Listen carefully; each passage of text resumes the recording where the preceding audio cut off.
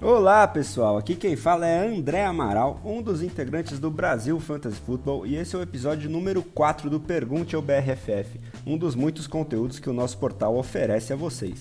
Muito obrigado pela sua audiência. Mas antes da gente partir para as perguntas e dúvidas de hoje, fica o convite para que você, se ainda não é assinante, confira os nossos planos de assinatura. Temos as opções semestral com direito ao Draft Kit e anual, que inclui o livro do Fantasy Football, mentoria com a equipe do BRFF para a temporada 2021 e acesso antecipado ou exclusivo a artigos especialíssimos. Confira também o nosso canal no YouTube e as nossas redes sociais, é o @BRFFootball no Twitter e Instagram. É por lá que você pode mandar as suas perguntas, dúvidas ou comentários nas chamadas que a gente faz toda sexta-feira aqui pro Pergunte ao BRFF, além de todo o outro conteúdo muito legal que a gente tem para vocês. Ou, se você preferir, pode enviar o e-mail para dizai@brffootball.com.br. Ah, não esquece de deixar o seu nome e a cidade em que mora para a gente mencionar na hora das perguntas aqui. Bom, vamos então para as perguntas de hoje. A primeira pergunta de hoje foi enviada pelo Gabriel Mafra, @GabsMafra lá no Twitter, ele que é um dos membros da Brazilian Storm Scott Fishbowl 11, chegando para arrepiar aí no maior torneio de fantasy football do planeta. Ele pergunta o seguinte: quais wide receivers 3, nomes como Zacchaeus, Pascal, Bourne, etc., podem surpreender e ser relevantes para o fantasy em 2021?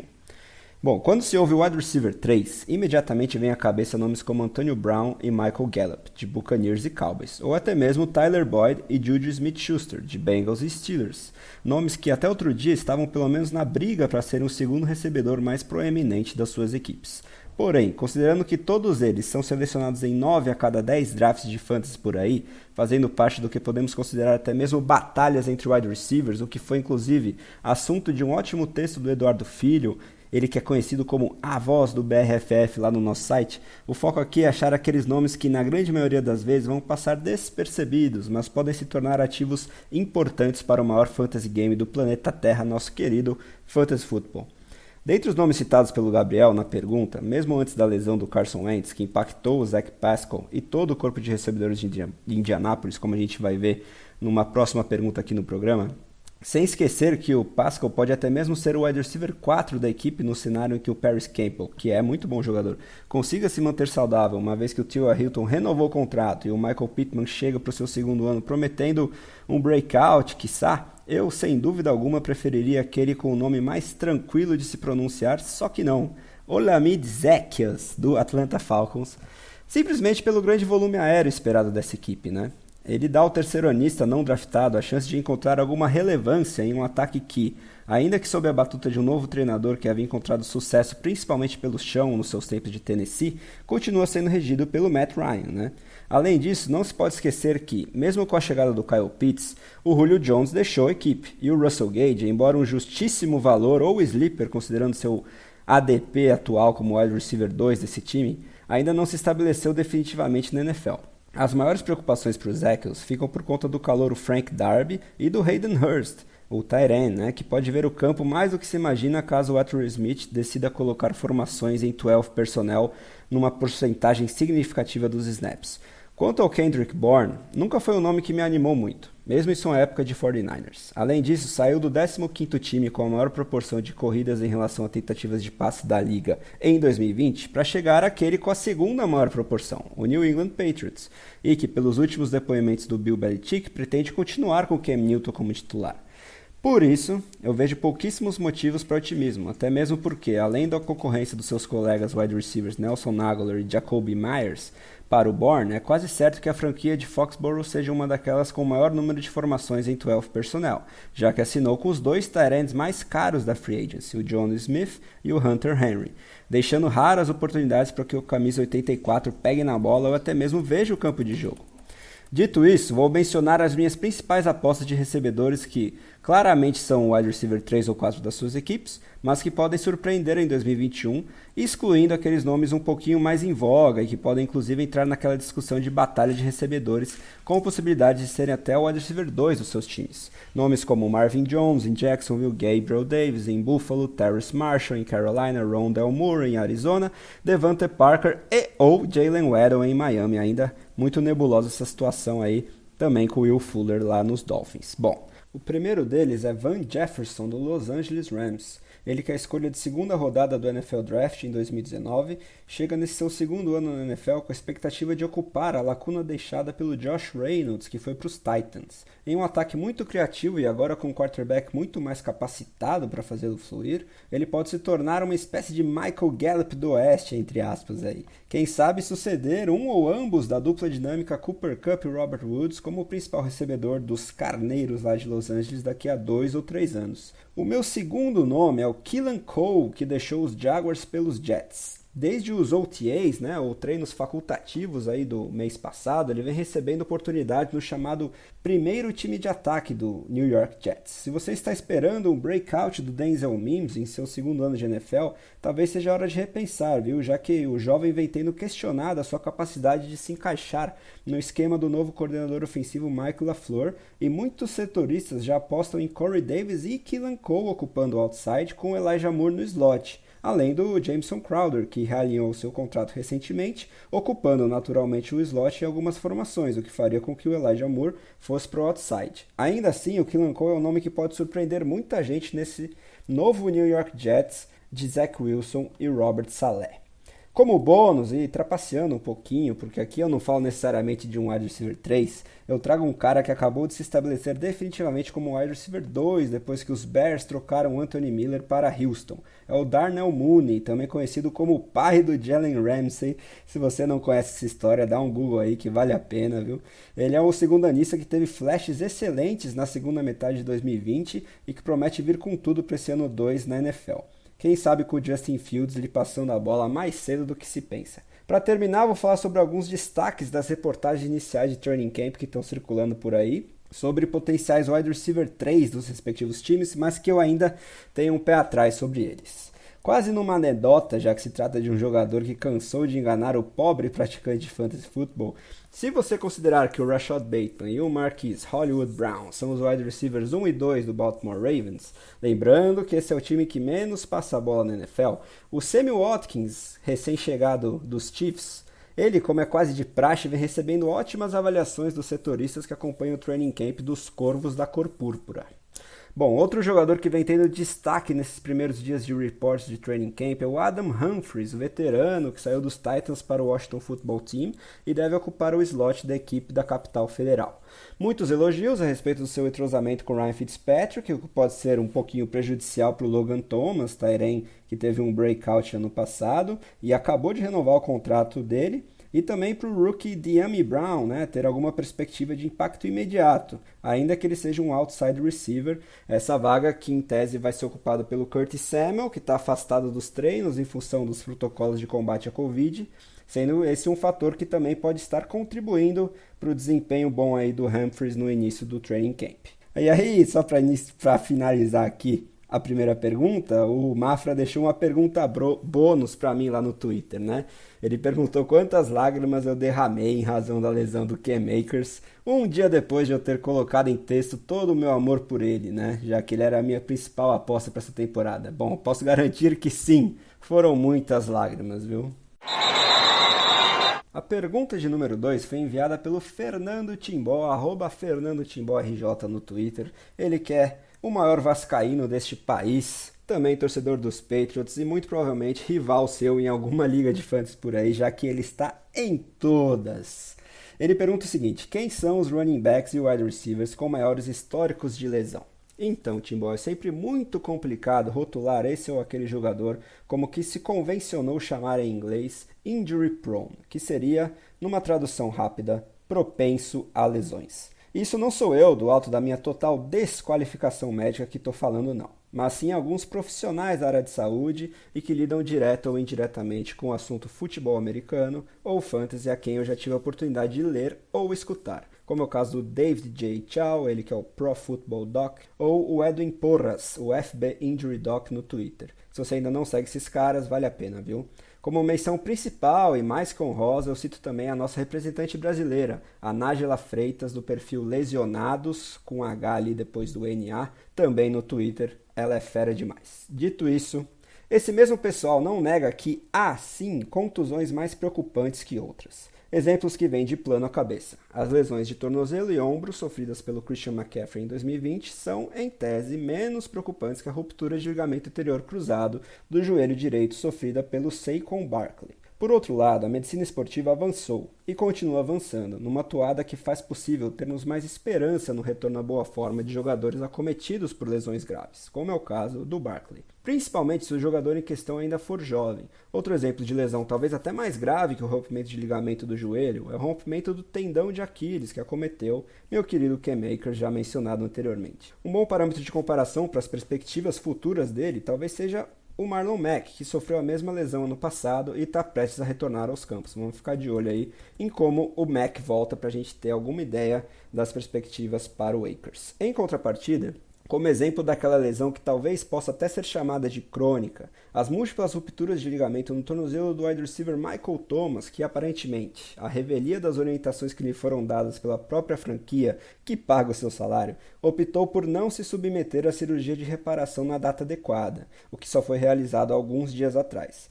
Isso pode se tornar algo que assombre a carreira toda do recebedor daqui para frente, ainda mais ao se levar em conta que ele já passou dos 28 anos de idade e teve confirmada sua ausência da próxima temporada, pelo menos até a semana 5, lembrando que os Saints estarão de bye na semana 6. Com isso em mente, podemos citar alguns running backs e wide receivers que hoje estão saudáveis, mas apresentam um histórico de lesões que, se por um lado não pode servir para rotulados como imprestáveis para o fantasy, ou necessariamente fazer com que tenham mais propensão a se machucar do que outros, pode, ao menos, servir como fator de desempate na hora de tomar decisões sobre eles no nosso jogo preferido. Dentre os running backs, é inevitável mencionar o fato de que o Dalvin Cook, praticamente o consenso como segundo running back e escolha 2 geral para o Fantasy em 2021, nunca conseguiu jogar mais do que 14 jogos em uma única temporada e sofre com lesões de menor ou maior grau desde o tempo em que atendia a faculdade de Florida State. Ainda assim, desde 2019, ano que sucedeu seu 2017 com ruptura de ligamento na temporada de calouro, e 2018 com lesão muscular que o fez perder 5 jogos, parece ter se livrado das ausências por largos períodos de tempo. Vamos torcer para que continue assim. Outro nome a ser mencionado é o Raheem Mostert, que despontou tarde como titular após ter passado a maioria da carreira como jogador de practice squad ou special teams. Ele é um dos corredores mais rápidos da NFL, mas já conta seus 29 anos de idade e nunca conseguiu ter uma sequência de mais de 5 partidas seguidas saudável após ter assumido a posição de running back 1 do San Francisco 49ers em 2019. Podemos ver o Trey Sermon com um número de toques relevante nesse backfield mais cedo do que se imagina, viu? Diante desse histórico do Mostert. Dentre os wide receivers, começamos com o John Brown. Ele está num destino novo que poderia fazê-lo flertar ou até superar as quase 900 jardas de recepção que o Nelson Agholor teve em 2020, se tivéssemos certeza que fosse entrar em campo ao menos 16 vezes em 2021, circunstância dificultada por seu físico leve e o fato de que lida com a chamada anemia ou doença falciforme, que é a sickle cell trait em inglês, agora já com 31 anos de idade. Depois de ter conseguido jogar quase toda a temporada em 2018 e 2019, ele ficou fora de perto da metade dos jogos em 2020. Seria uma oportunidade para se encontrar um chamado post-hype sleeper em um Bryan Edwards no seu segundo ano de NFL? Por fim, o mais caro recebedor da Free Agency e novo wide receiver 1 do New York Giants. À exceção da sua melhor temporada na liga, que aconteceu no ano de 2019, Kenny Golladay não esteve em campo pela totalidade dos jogos em nenhuma de suas demais temporadas. Além de uma lesão no tórax em 2018, sofreu com uma preocupante contusão no quadril, local sempre muito delicado para a longevidade de esportistas pela maior parte de 2020. Isso depois de ter perdido o início da temporada com uma lesão muscular na coxa, que, pela notícia que saiu nesta terça-feira, pode ter voltado a acontecer, viu? Ele saiu sentindo uma fisgada do último treino que o pessoal acompanhou no training camp dos Giants. Então, sempre ficar de olho no histórico de lesão desses jogadores. A terceira pergunta do dia foi enviada pelo @carneiro1980 no Twitter, o Léo Carneiro, também conhecido como Bills Mafia Brasil. Diante da proximidade de inúmeros drafts de Liga Redraft, aponte um jogador que tenha melhorado e muito a sua situação com chegadas e saídas de treinadores e jogadores, e outro jogador em sentido contrário. Vamos lá então, Leonardo. Um jogador que melhorou muito a sua situação e, consequentemente, seu valor para o fantasy em razão de alterações de jogadores ou treinadores ao seu redor é o TJ Hawkinson, tight end do Detroit Lions. Isso porque, com as saídas de Kenny Golladay e Marvin Jones, que foram, entre aspas, substituídos por nomes pouco inspiradores dentre veteranos que já viajaram bastante dentro da NFL, como Brashad Perriman e Tyrell Williams, esse aqui outro exemplo de jogador com histórico de lesões, e calouros ou segundanistas sem grande pedigree de draft como o Amon-Ra St. Brown e o Quintus Cephus, vagaram 147 alvos, 96 recepções e 1.316 jardas, levando em conta apenas a temporada de 2020, em que, como já falamos, o Golladay foi desfalque muitas vezes. Soma-se a isso 101 alvos, 67 recepções e 723 jardas que o próprio Hawk teve ano passado. Além disso, como muito bem lembrado pelo meu colega Nathanael Duarte no seu artigo sobre Coaching Changes recém-publicado no site, não prejudica nem um pouco, muito pelo contrário, o fato de o novo treinador dos Lions, Dan Campbell, ter atuado como tight end em seus tempos como jogador. Mais do que isso, o novo coordenador ofensivo Anthony Lynn, ex-treinador principal dos Chargers, sempre gostou de integrar tight ends como armas ofensivas em seus esquemas de jogo, tendo tido sucesso com Antonio Gates e Hunter Henry. Não deixando de mencionar o fato de que os Lions reforçaram, via draft, ao selecionar Penei Sewell, aquela que já era uma das poucas, se não a única unidade acima da média que possui em comparação aos demais times da NFL, sua linha ofensiva, circunstância que, ao menos em tese, retira do camisa 88 grandes responsabilidades como bloqueador, a preocupação fica por conta da mudança em relação àquele responsável por passar a bola para o TJ Hawkinson. É evidente que houve um downgrade na transição de Matthew Stafford para Jared Goff. Por outro lado, o fato de esse último não contar mais com a, entre aspas, bengala de ter o Sean McVay cantando as jogadas no seu ouvido, pode fazer com que ele priorize passes teoricamente mais simples, na zona central do campo, geralmente ocupada pelo Hawk, que, diante de tudo isso, se solidifica firmemente no top 5 da posição para o ano de 2021. Já como jogador que mais perdeu valor em razão de movimentações realizadas por sua franquia, é impossível deixar de citar James Robinson, running back do Jacksonville Jaguars. Após ter ocupado o top 10 da posição em 2020, o jogador não draftado viu Urban Meyer, treinador sem qualquer vínculo com ele, chegar à Flórida e, ignorando completamente o ótimo custo-benefício que o camisa 30 poderia representar, ao menos em termos financeiros, com um contrato de pechincha, decidiu draftar um running back, o Travis Etienne, com a segunda escolha de primeira rodada que uma equipe cheia de necessidades possuía naquela época do draft. Isso se não continuar possuindo, né?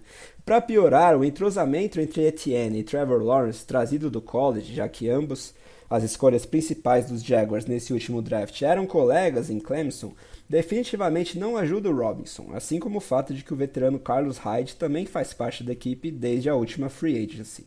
Talvez as declarações do Mayer desde o pós-draft, em abril, no sentido de que o Robinson e Hyde seriam chamados one-two punch nas primeiras e segundas descidas, enquanto o Etienne funcionaria mais como um running back recebedor em terceiras e quartas descidas, além, claro, do desempenho dele na última temporada, responsável por ganhar muitas ligas de fantasy por aí, justifique seu ADP, né, Average Draft Position, ou posição em que é draftado em média, atual, que está sendo no final do quinto round, início do sexto, como o 60º jogador fora do board, à frente de nomes como Brandon Ayuk, Deontay Johnson e olha só, do TJ Hawkinson, eu é que não vou comprar jamais ele por esse preço, já que é o jogador com o maior número de questionamentos ao seu redor para a temporada de 2021.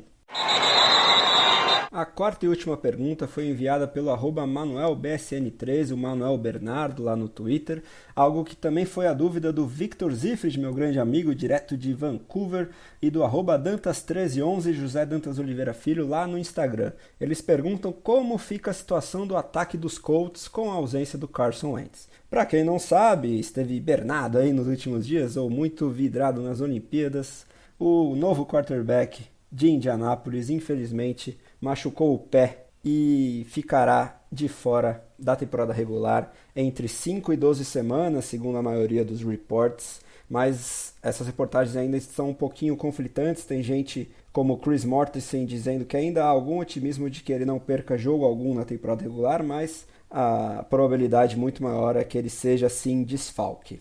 Nessa mesma report do Mortensen, ele diz que por enquanto os Colts não consideram trocar por um veterano, né? Alguns nomes, claro, já estão sendo especulados. O principal deles, o Nick Foles, que já foi jogador do Frank Reich, né? Treinador dos Colts na época de Eagles, né? Eles ganharam o Super Bowl juntos, na época que o Wright era coordenador ofensivo lá em Filadélfia. Além do Foles, é especulado o nome do Gardner Minshew, né? Que era titular até pouco tempo do Jacksonville Jaguars. Teve curtos períodos de algum sucesso na NFL.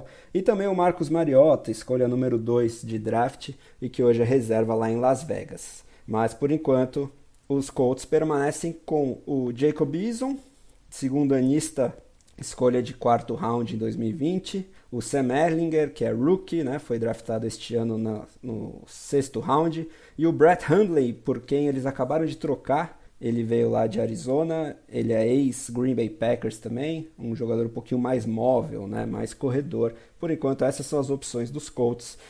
E, levando tudo isso em conta, mesmo que haja alguma troca por um desses veteranos, não deixe de impactar as suas armas, né? Seus jogadores ofensivos que a gente drafta aí para o Fantasy. Claro que os recebedores sofrem um pouquinho de queda nos rankings, né? Principalmente o Michael Pittman, sobre quem eu particularmente estava bastante otimista depois de ler recentemente o Reception Perception feito pelo Matt Harmon, o guru dos wide receivers aí para o Fantasy e para a NFL em geral, bastante otimista sobre o desempenho dele em 2020, por mais que os números não tenham sido muito significativos. Ele apontou que basicamente não foi por culpa dele, né? Ele é um prospecto muito interessante, foi a primeira escolha dos Colts no draft de 2020, antes mesmo do Jonathan Taylor, a quem eu já vou chegar, e é sem dúvidas o jogador mais importante dos Colts para o Fantasy. O Paris Campbell, T.Y. Hilton, Zach Pascal e companhia também